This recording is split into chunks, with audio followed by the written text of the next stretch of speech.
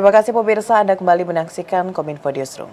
Pemirsa, Badan Nasional Penanggulangan Bencana menetapkan status Gunung Ruang turun dari level 4 atau awas menjadi level 3 atau siaga. Walau demikian, BNPB masih memberlakukan situasi tanggap darurat bencana erupsi Gunung Ruang di Sulawesi Utara hingga tanggal 29 April 2024. Lantas pemirsa, seperti apa mitigasi penanganan bencana Gunung Ruang oleh BNPB? Kita akan membahas lebih jauh saat ini bersama dengan Bapak Agus Rianto selaku Direktur Dukungan Sumber Daya Darurat yang telah bergabung melalui saluran Zoom. Assalamualaikum, selamat malam Pak Agus. Selamat malam, Mbak Mona, para pemirsa sekalian, Newsroom. Sampai jumpa kembali. Baik, Pak Agus, terima kasih sudah bergabung dalam Dialog Kominfo Newsroom pada malam hari ini. Kita langsung saja Pak pada pembahasan kali ini. Mengingat status Gunung Ruang ini sudah turun dari level 4 menjadi 3 saat ini. Namun Pak Agus, mengapa BNPB masih perlu menerapkan status darurat tanggap bencana? Dan penurunan level ini menandakan apakah situasi sudah mulai kondusif atau seperti apa Pak Agus? Ya, baik. Terima kasih Mbak Mona dan para pemirsa sekalian. Jadi mungkin perlu dipahami, kami luruskan juga bahwa BNPB selaku penanggung jawab bencana di tingkat pusat ini di level daerah tentu kami melakukan pendampingan. Jadi yang menetapkan status tanggap darurat adalah kepala daerah setempat. Dalam hal ini adalah Bupati Kepulauan Sitaro telah menetapkan masa tanggap darurat ini 14 hari sejak tanggal 16 pada saat erupsi pertama kali sampai dengan nanti berakhir 29 April 2024 ini. Nah, tentu gunung ini memang ada empat level gitu ya. Mulai dari normal, kemudian waspada, siaga, dan awas. Kemarin saat erupsi tentu sebagai BVMBG, Badan Geologi, Kementerian SDM sesuai dengan fungsinya menetapkan kenaikan level dari level 4 atau level awas, dan tentu itu diikuti dengan status tanggap darurat oleh bupati setempat.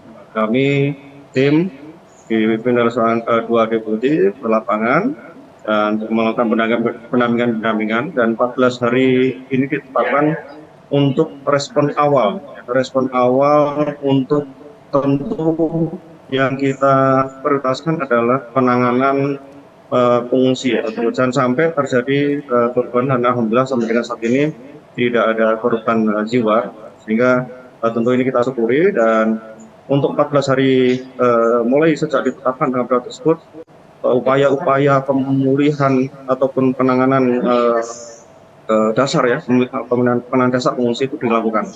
Tentu adalah penyelamatan jiwa, yaitu dievakuasi ke daerah yang aman. Kemudian setelah itu karena tempat yang aman ini tentu jauh dari lingkungan atau tempat tinggalnya, tentu membutuhkan tempat tinggal sementara, yaitu tenda ataupun gedung-gedung atau tempat-tempat yang layak yang untuk bisa tempat tinggal sementara. Kemudian tentu di dalamnya layanan-layanan, terutama logistik, permakanan, kemudian kesehatan dan lain sebagainya. Tentu ini karena masanya darurat, tentu walaupun demikian kita upayakan masyarakat yang dievakuasi tersebut mendapat layanan yang layak untuk sementara waktu meninggalkan tempat tinggalnya untuk di daerah yang aman. Demikian Mbak Mona. Jadi ini kenapa tanggap darurat ini ditetapkan 14 hari, tentu ini menjadi pertimbangan selama 14 hari ini sambil menunggu situasi atau eskalasi menurun. Dan alhamdulillah kemarin juga ini memang sifat gunung ini beda-beda ya. Ada yang sifat eksplosifnya itu beberapa kali.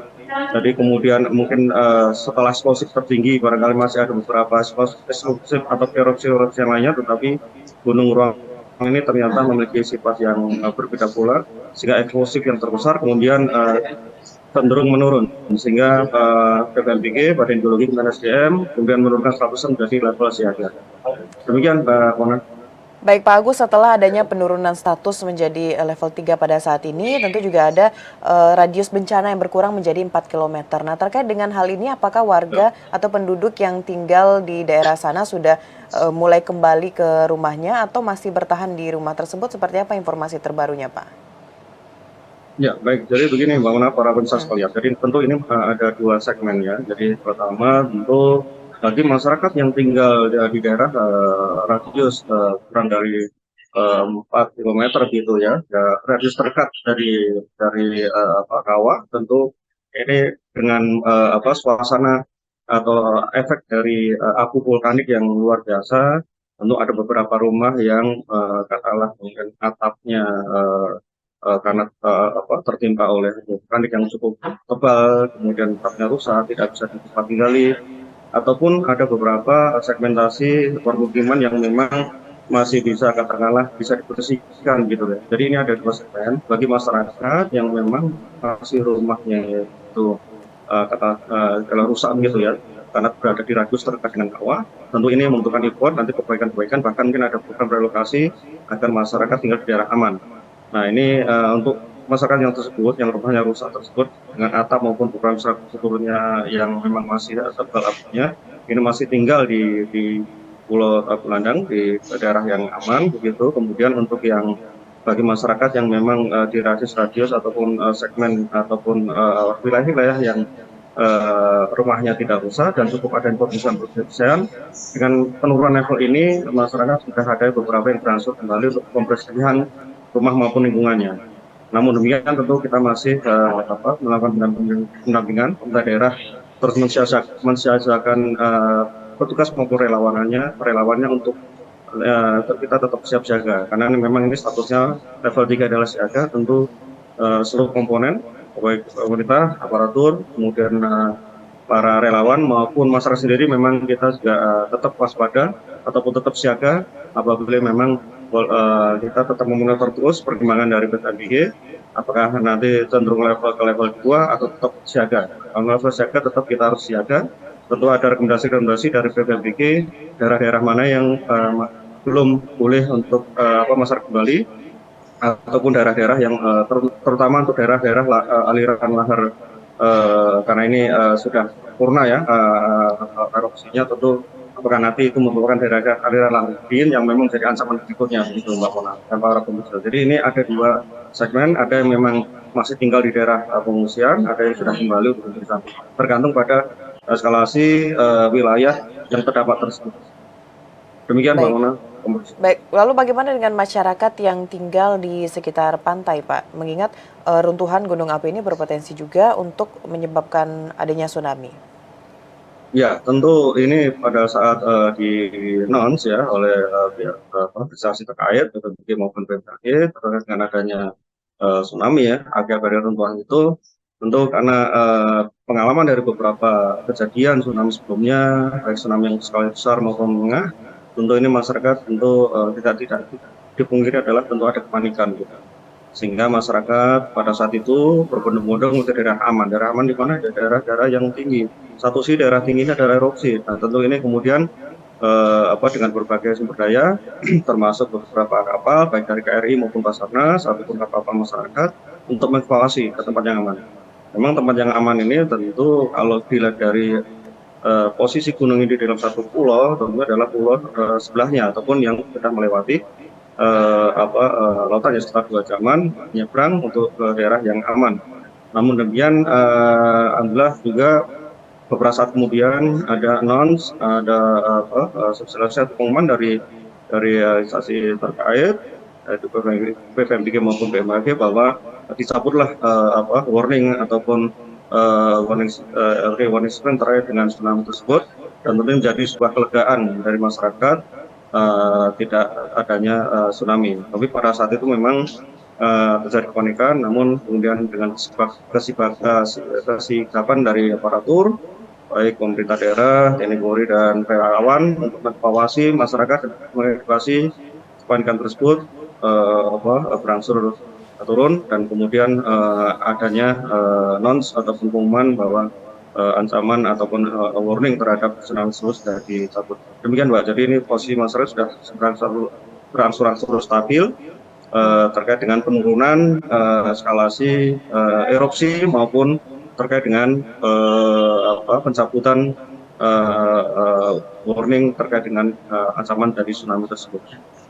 Baik, berarti kita sudah mengetahui bahwa kondisi masyarakat di Sulawesi Utara tersebut sekarang sudah mulai stabil, serta Ya, dari pihak terkait juga telah mencabut adanya warning untuk tsunami. ya. Terkait dengan bantuan Pak Agus, sejauh ini sudah seperti apakah bantuan yang diberikan pemerintah, dan kira-kira bantuan apa lagi yang masih kurang yang diperlukan oleh pengungsi di sana, Pak Agus? Ya, baik. Layanan dasar pengungsi ini tentu yang paling pokok ada tiga hal gitu ya. Tentu ini adalah tempat tinggal sementara gitu, karena tentu kalau lama-lama tinggal di tenda, tentu ini juga dengan kondisi panas, hujan dan sebagainya, tentu ini kalau dalam kondisi tertentu 1-2 hari ataupun seminggu barangkali masih, tapi kalau dalam jangka waktu lama tentu ini kurang nyaman dalam artian positif. Dan tentu keduanya adalah layanan-layanan dasar lainnya adalah permakanan. Jadi yang pasti dengan adanya dapur umum dibuka, kemudian layanan masyarakat untuk permakanan ini dipastikan ada jaminan ke depan, kemudian juga layanan kesehatan, karena ini juga penting, karena tinggal tentu di hunian-hunian yang sementara yang tentu jauh dari nyaman, tentu ini juga perlu adanya perhatian terkait dengan layanan kesehatan. Jadi ini semuanya bergerak simultan. Nah, kemarin juga sudah kemudian berangsur-angsur setelah sepekan ini kondisi sudah mulai stabil. Tentu ini berikutnya adalah bagaimana upaya-upaya perbaikan terhadap permukiman ataupun rumah-rumah mereka yang rusak, terutama atap ya. Nanti kemarin ada usulan terkait dengan seng ya, ataupun atap, bantuan atap, memperbaiki rumah-rumah yang mereka, dan juga upaya-upaya pembersihan. Karena memang kalau erupsi ini salah satu tantangannya adalah tentu adalah abu vulkanik yang memang cukup riskan ya terhadap ISPA pernafasan. Tentu ini masker, kemudian layanan kesehatan pemeriksaan yang rutin terkait ISPA ini tentu menjadi hal dasar. Berikutnya adalah tentu kebutuhan air bersih, karena memang di kondisi-kondisi semacam ini, erupsi ini banyak sekali sumur-sumur ataupun sumber air memang tertutup abu, dan ini menjadi sebuah langkah yang perlu disegerakan, yaitu pembersihan sumber-sumber mata air, karena air tentu cukup vital dalam kehidupan kita.